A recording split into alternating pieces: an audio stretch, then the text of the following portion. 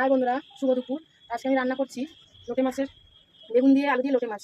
লোটে মাছটা আমি ধুয়ে বেছে কেটে কুটে নিয়েছি, জল ঝরিয়ে নিয়েছি ঝুড়ির মধ্যে। বেগুনটাও কেটে নিয়েছি, ভেজে নেব। তেল দিয়ে দিলাম বেগুনটা ভাজার জন্য। তেলটা গরম হয়ে গেছে, আমি বেগুনগুলো ভেজে নেব।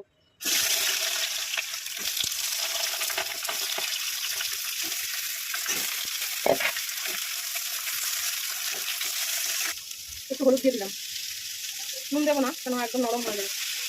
বেগুনটা হাফ ভাজা হয়েছে, বেশি ভাজবো না, নাহলে একদম নরম হয়ে যাবে। তুলে নিলাম।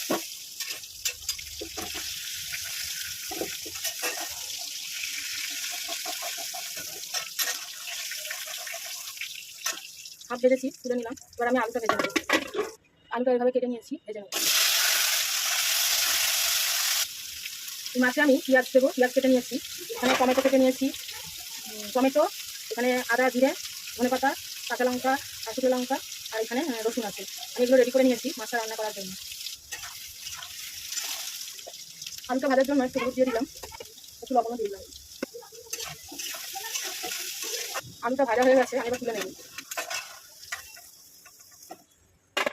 আলুটাও ভাজা হয়ে গেছে, বেগুনটাও ভাজা হয়ে গেছে।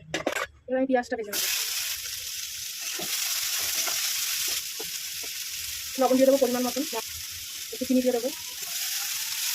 এখানে আমি এই মশলাগুলো যে রেডি করে রেখেছিলাম, মশলাগুলো দিয়ে আমি কষিয়ে নেব।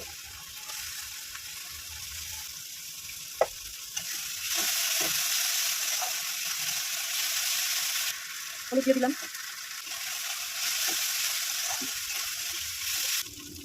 তিল দেওয়া জলটা একটু দিয়ে দিলাম, একটু লাল লঙ্কার গুঁড়ো দিলাম। আলুগুলো যে ভেজে রেখেছিলাম, বেগুনটা দেবো না, আলুটা দেবো, দিয়ে কষাবো।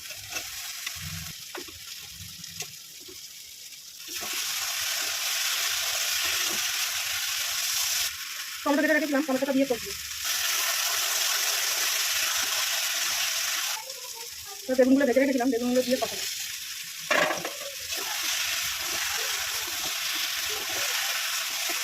মশলাটা কষানো হয়ে গেছে, এবার আমি লোটে মাছটা দিয়ে দেবো। লোটে মাছটা দিয়ে একটু কষাবো।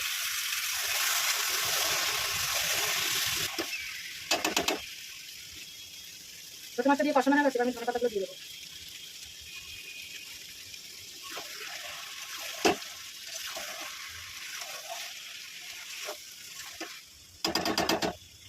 আঁচটা কমিয়ে দেবো।